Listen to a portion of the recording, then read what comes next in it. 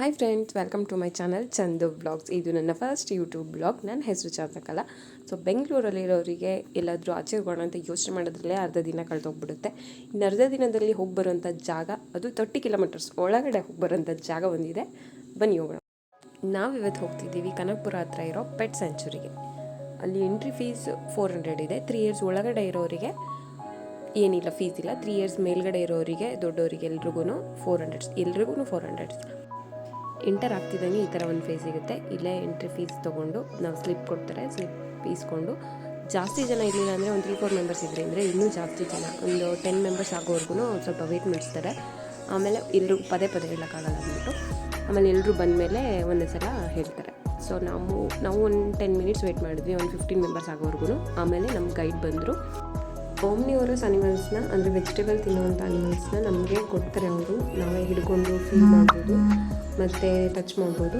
But ಅವ್ರು ಹೇಳೋ ರೀತಿಯಲ್ಲೇ ನಾವು ಹಿಡ್ಕೋಬೇಕು. ಸ್ವಲ್ಪ ಆಚೆ ಈಚೆ ಆದ್ರೂ ಅವು ಗಾಬರಿ ಆಗಿಬಿಡ್ತವೆ. ಅದಕ್ಕೆ ಅವರು ಹೇಳೋ ರೀತಿಯಲ್ಲೇ ಹಿಡ್ಕೊಳಕ್ಕೆ ಕೊಡ್ತಾರೆ. ಬೇರೆ ನನ್ನ ಜೊತೆ ಬಂದಿದ್ದವರೆಲ್ಲರೂ ಹಿಡ್ಕೊಂಡ್ರು, ನಾವಂತೂ ಹಿಡ್ಕೊಳಕ್ಕೆ ಹೋಗಿಲ್ಲ. ನನಗಂತೂ ತುಂಬ ಭಯ ಆಗ್ತಿತ್ತು ಅಂತ. ಸೊ ಇವಕ್ಕೆಲ್ಲ ಬರೀ ಕ್ಯಾಬೇಜು ಮತ್ತು ಕ್ಯಾರೆಟ್ ಈ ಥರದ್ದೆಲ್ಲ ಹಾಕ್ತಿದ್ರಂತೆ. ನಮ್ಮ ಜೊತೆ ಬಂದಿದ್ದು ಒಂದು ಆಂಟಿನೂ ಹಿಡ್ಕೊಂಬಿಟ್ರು. ಅವರು ಭಯಪಟ್ಟು ಆಮೇಲೆ ನನಗೆ ಹೇಳಿದ್ರು ಏನಾಗಲ್ಲ ಹಿಡ್ಕೊ ಅಂತ. ಆದರೂ ನಾನು ಅದ್ರ ಹತ್ರನೂ ಹೋಗಲಿಲ್ಲ. ನಾನು ಜಸ್ಟ್ ದೂರದಲ್ಲೇ ನೋಡಿ ಇದು ಮಾಡ್ತಿದ್ದೆ. ಆಮೇಲೆ ನನ್ನ ಹಸ್ಬೆಂಡು ಹಿಡ್ಕೊಂಡ್ರು. ಅವರು ಹೇಳಿದ್ರು ಹಿಡ್ಕೊ, ಏನಾಗಲ್ಲ ಅಂತ. ನನಗಂತೂ ಆಗಲಿಲ್ಲ ಹಿಡ್ಕೊಳ್ಳೋಕ್ಕೆ, ನಾನು ಭಯಪಡ್ತಿದ್ದೆ. ಆಮೇಲೆ ನಮ್ಮ ಜೊತೆ ಒಂದು ಪುಟ್ಟ ಮಗು ಇತ್ತು. ಅವಳಿಗೆ ತುಂಬ ಆಸೆ ಆಗ್ತಿತ್ತು ನಾನು ಹಿಡ್ಕೋಬೇಕು ಅಂತ. ಬಟ್ ತುಂಬ ಹೆದರ್ಕೋತಿದ್ಲು ಅವಳು. ಅವರಪ್ಪನ ಹತ್ರ ಹಿಡ್ಕೊಳ್ಳೋಕೆ ಹೋಗೋಳು, ಮತ್ತು ಅವರಪ್ಪನ ಹತ್ರ ವಾಪಸ್ ಬಂದುಬಿಡ್ತಿದ್ರು. ನೋಡಿ, ಈ ಪ್ರಾಣಿ ಬಾಲದಲ್ಲಿ ಮನುಷ್ಯರು ಮೂಳೆ ಮುರಿಯೋಷ್ಟು ಶಕ್ತಿ ಇದೆಯಂತೆ. ಇದನ್ನೇನು ನಮಗೆ ಹಿಡ್ಕೊಳ್ಳೋಕೆ ಕೊಡಲಿಲ್ಲ. ಇದು ಫ್ರೆಂಡ್ಲಿಯಾಗಿ, ಇದು ಪಳಗಿದೆ ಅಂತ ಹೇಳಿದ್ರು ಇವರು. ಇದನ್ನು ಜಸ್ಟ್ ಹಂಗೆ ಮುಟ್ಟಿ ಫೀಲ್ ಮಾಡಿದ್ವಿ ಅಷ್ಟೇ ನಾವು. ಸೌಂಡ್ ಕೇಳಿಸ್ಕೊಳ್ಳಿ ಎಷ್ಟು ಚೆನ್ನಾಗಿದೆ ಅಂತ. ಬೆಂಗಳೂರಲ್ಲಿರೋ ಟ್ರಾಫಿಕ್ ಸೌಂಡ್ ಕೇಳಿ ಈ ಜಾಗಕ್ಕೆ ಬಂದು ಪಕ್ಷಿಗಳ ಚಿಲಿಪಿಲಿ ಕೇಳಿ ಸೀರಿಯಸ್ಲಿ ಕಳೆದೋಗ್ಬಿಡ್ತಾರೆ. ಅಷ್ಟು ಚೆನ್ನಾಗಿತ್ತು. ನನಗಂತೂ ತುಂಬ ಇಷ್ಟ ಆಯಿತು.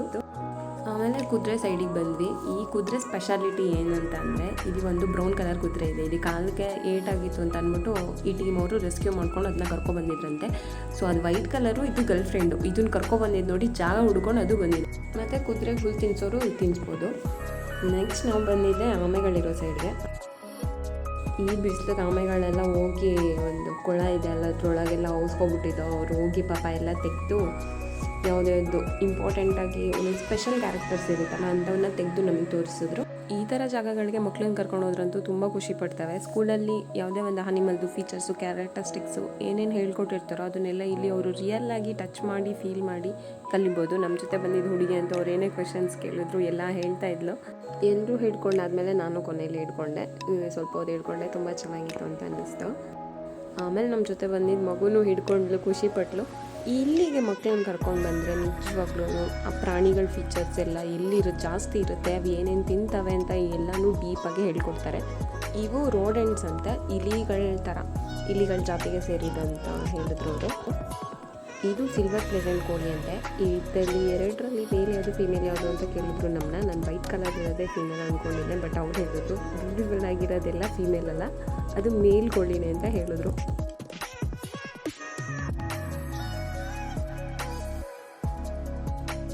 ಆಮೇಲೆ ನಾವು ಮೊಲಗಳಿರೋ ಸೈಡಿಗೆ ಬಂದ್ವಿ. ಮೊಲಗಳಂತೂ ಎಷ್ಟೊಂದು ಇದ್ವು. ಅಲ್ಲಿ ವೆರೈಟೀಸ್ ಆಫ್ ಮೊಲಗಳಿದ್ವು. ರ್ಯಾಪಿಡ್. ಆಮೇಲೆ ಒಂದು ವೈಟ್ ಕಲರ್ ರ್ಯಾಪಿಡ್ನೇ ತೊಗೊಬಂದು ನಮಗೆಲ್ರಿಗೂ ಕೊಟ್ಟರು. ನನಗಂತೂ ಮುಂಗಾರು ಮಳೆ ಮೂವಿ ದೇವದಾಸ್ ಏನು ನೆನಪಾಗ್ತಿದ್ದ. ಎಲ್ಲರೂ ಹಿಡ್ಕೊಂಡ್ರು, ತುಂಬ ಹೊತ್ತು ಹಿಡ್ಕೊಂಡಿದ್ರು ಅದು. ಯಾಕಂದರೆ ಸಾಫ್ಟ್ ಹೇರ್ಸು, ಸೊ ಅದ್ರ ಕಿವಿ, ಅದ್ರ ಮೂತಿ ಎಲ್ರಿಗೂ ತುಂಬ ಇಷ್ಟ ಆಗ್ತಿತ್ತು. ಎಲ್ಲರೂ ಜಾಸ್ತಿ ಟೈಮ್ ಸ್ಪೆಂಡ್ ಮಾಡಿದ್ದು ಅಂದರೆ ಅದ್ರ ಹತ್ರನೇ. ಮತ್ತು ಅಲ್ಲಿರೋ ಯಾವುದೋ ಒಂದು ಬೇರೆ ಪ್ರಾಣಿನ ಅವ್ರು ಅಡಾಪ್ಟ್ ಮಾಡ್ಕೋಬೋದು ಅಂತ ಹೇಳಿದ್ರು. ಬಟ್ ಅವಳು ಈ ಮೊಲನೇ ಅಡಾಪ್ಟ್ ಮಾಡ್ಕೊಳ್ಳೋಣ ಅಂತ ಆ ಪಾಪು ತುಂಬ ಹಠ ಮಾಡ್ತಿದ್ಲು. ಕೊಡ್ತಾನೆ ಇರಲಿಲ್ಲ, ಎಷ್ಟೊತ್ತಾದ್ರೂ ಇಟ್ಕೊಂಡೇ ಬಿಟ್ಟಿದ್ಲು. ಆಮೇಲೆ ನಾವು ಫಿಶ್ ಸೆಕ್ಷನಿಗೆ ಬಂದ್ವಿ. ಅಲ್ಲಿ ಎಷ್ಟೊಂದು ವೆರೈಟೀಸ್ ಆಫ್ ಫಿಶ್ ಇದ್ವು. ನೋಡೋದಕ್ಕೆ ಎಷ್ಟು ಚೆನ್ನಾಗಿ ಕಾಣಿಸ್ತಿದ್ವು ಅಂದರೆ, ಅದ್ರ ಜೊತೆ 2 ಪುಟ್ಟದ ಆಮೆ ಕೂಡ ಬಿಟ್ಟಿದ್ರು. ಅದೇನು ಜಾಸ್ತಿ ಬೆಳೆಯಲ್ಲ ಅಂತ, ನೀರಲ್ಲೇ ಇರೋದು ಅಂತ ಅದರೊಳಗೆ ಬಿಟ್ಟಿದ್ರು. ಅವೇನು ಅಷ್ಟೊಂದು ಬೆಳೆಯಲ್ವಂತೆ, ಅದು ತುಂಬ ದೊಡ್ಡದಾಗಿ.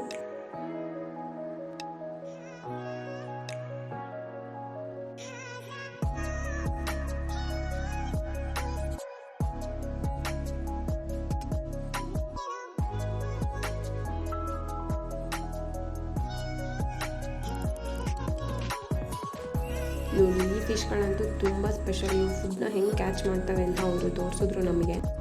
ನೋಡಿ ಒಂದು ಹುಳನ ಅವರು ಕಟ್ಟಿಲಿ ಹಿಡ್ಕೊಂಡ್ರು ಅಷ್ಟೇ, ಎಲ್ಲ ಮೀನುಗಳು ಒಂದೇ ಸೈಡ್ ಬಂದು ನಿಂತ್ಕೊಂಡ್ಬಿಟ್ವು. ನೋಡಿ ಹೆಂಗೆ ನೋಡ್ತಿದ್ದಾವೆ ಅವು ಅಂತ, ಎಲ್ಲ ಒಂದೇ ಸೈಡ್ ಬಂದು ನಿಂತ್ಕೊಂಡ್ಬಿಟ್ವು. ಅವ್ರು ತೆಗ್ದಿದ ತಕ್ಷಣ ಅಷ್ಟು ಶಾರ್ಪ್ ಇದ್ದಾವೆ ಅವ್ರ ಕಣ್ಣುಗಳು.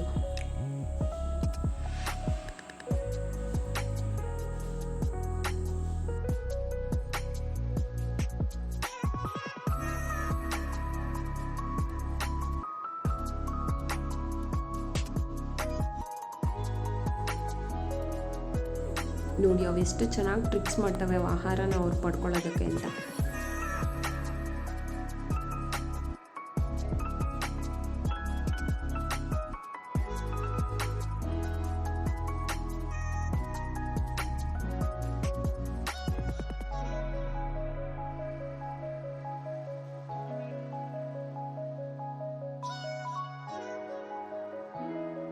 ಇದು ಉಡ ಅಂತೆ ನೋಡಿ, ಇದು ಲೈಟ್ ಟೆಂಪ್ರೇಚರಲ್ಲೇ ಹೀಟಲ್ಲೇ ಇಟ್ಟಿದ್ರು ಗ್ಲಾಸಲ್ಲಿ. ಇದೊಂದು ಹೊರಗಡೆ ಇರೋ ಉಡ ಇದು. ಇದು ನೋಡಿ ಇದು ಸೇಮ್ ಆಮೆ ಥರನೇ ಇರುತ್ತೆ, ಬಟ್ ಆಮೆಗೂ ಟಾರ್ಟಾಯ್ಸ್ಗೂ ತುಂಬ ಡಿಫ್ರೆನ್ಸ್ ಇರುತ್ತೆ. ಆಮೆಗಳು ನೀರಲ್ಲಿ ಇರ್ತವೆ, ಟಾರ್ಟಾಯ್ಸ್ಗಳು ಕಂಪ್ಲೀಟ್ಲಿ ಲ್ಯಾಂಡ್ ಅಂದರೆ ಭೂಮಿ ಮೇಲೆ ಮಾತ್ರ ಅವು ಓಡಾಡ್ತವೆ. ಈ ಟಾರ್ಟಾಯ್ಸು 130 ವರ್ಷಗಳವರೆಗೂ ಬದುಕ್ತಾವಂತೆ, ಈ ಥರದ್ದು ಟಾರ್ಟಾಯ್ಸ್ಗಳು. ಈ ಟಾರ್ಟಾಯ್ಸು ಪ್ರಪಂಚದಲ್ಲಿರೋ 3ನೇ ಅತಿ ದೊಡ್ಡ ಟಾರ್ಟಾಯ್ಸ್ ಅಂತ ಇದು.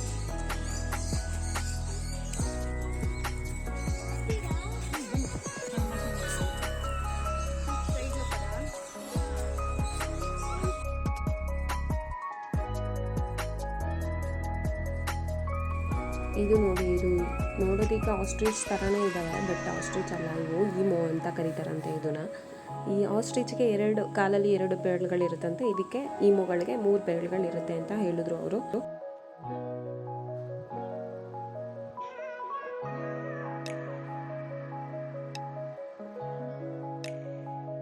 ಇವೆಲ್ಲ ಆಫ್ರಿಕನ್ ಗೋಟ್ಸ್ ಅಂತ ಹೇಳಿದ್ರು ಅವರು. ತುಂಬ ಕುಳ್ಳಗೆ ಬುಡ್ಡಕ್ಕೆ ಇದ್ವು, ಇವು ನೋಡೋದಕ್ಕೆ ತುಂಬ ಚೆನ್ನಾಗಿ ಕಾಣಿಸ್ತಿದ್ವು. ಇವುಗಳನ್ನ ಏನು ಎತ್ಕೊಬಿಡಿ, ಬರೀ ಮುಟ್ಟಿ ಅಂತ ಹೇಳಿದ್ರು ಅವರು. ಅದಕ್ಕೆ ಬರೀ ಮುಟ್ಟಿದ್ವಿ ಅಷ್ಟೇ. ಹೇರ್ಸ್ ಎಲ್ಲ ತುಂಬ ಸಾಫ್ಟಾಗಿತ್ತು.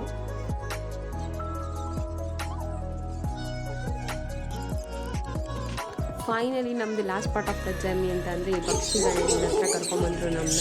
ಎಷ್ಟು ಕಲರ್ ಪಕ್ಷಿಗಳಿದ್ವು ಗೊತ್ತಾ, ತುಂಬ ಕಲರ್ಸ್ ಇದ್ವು, ತುಂಬ ಚೆನ್ನಾಗಿ ಸೌಂಡ್ ತುಂಬ ಚೆನ್ನಾಗಿ ಕೇಳಿಸ್ತಿತ್ತು ನಮಗೆ.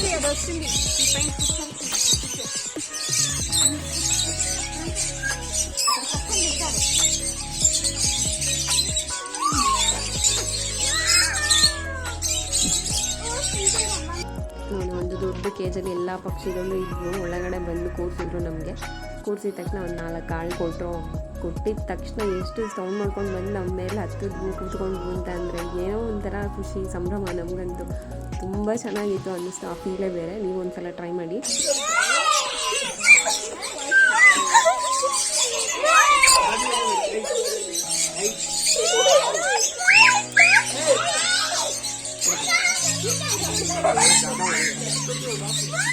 ನೋಡಿ ಈ ಪಿಕ್ ಎಷ್ಟು ಚೆನ್ನಾಗಿದೆ ಅಂತ, ಕಲರ್ಫುಲ್ ಆಗಿದೆ, ಸಕ್ಕತ್ ಇಷ್ಟ ಆಗಿದೆ.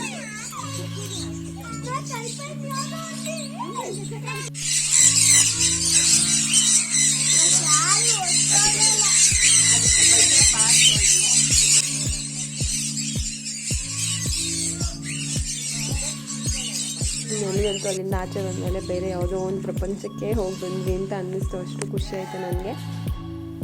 ಇದು ನೋಡಿ, ಇದು ಎಷ್ಟು ಡಿಫ್ರೆಂಟಾಗಿದೆ. ಇದೊಂದು ಪ್ರಾಣಿ. ಇದನ್ನು ರೆಸ್ಕ್ಯೂ ಮಾಡ್ಕೊಳ್ಳೋದಕ್ಕೋಸ್ಕರ ಇದ್ರ ಮೈ ತುಂಬ ಮುಳ್ಳುಗಳಿದೆಯಂತೆ. ಇವೆಲ್ಲಾದರೂ ಹೊರಗಡೆ ಇದ್ದಾಗ ಹದ್ದುಗಳೇನಾದರೂ ಇವನ್ನ ಬೇಟೆ ಆಡೋಕ್ಕೆ ಅಂತ ಬಂದರೆ ಇವೆಲ್ಲ ಅದ್ರ ಬಾಡಿ ಪಾರ್ಟ್ಸ್ನ ಒಳಗಡೆ ಹಾಕೊಂಡ್ಬಿಟ್ಟು ಬಾಲ್ ಥರ ಆಗಿಬಿಡುತ್ತೆ. ಆಮೇಲೆ ಏನಾದರೂ ಅದನ್ನು ಎತ್ಕೊಂಡು ಹೋಗೋಕೆ ಬಂದ್ರೂ ಸಹ ಮುಳ್ಳುಗಳಿರುತ್ತಲ್ಲ, ಚುಚ್ಕೊಂಡು ಎತ್ಕೊಂಡು ಹೋಗಲ್ಲ ಅಂತ ಇದ್ರೂ ಐಡಿಯಾ. ಇವನ್ನ ಜಸ್ಟ್ ಏನು ನಮ್ಮ ಕೈ ಕೊಡಲಿಲ್ಲ, ಇದನ್ನ ಹಂಗೆ ಮುಟ್ಟೋಕೆ ಮುಟ್ಟಿದ್ರೂ ಮುಳ್ಳುಗಳ ಥರನೇ ಫೀಲ್ ಆಯಿತು ನಮಗೆ ಮುಟ್ಟಿದಾಗ.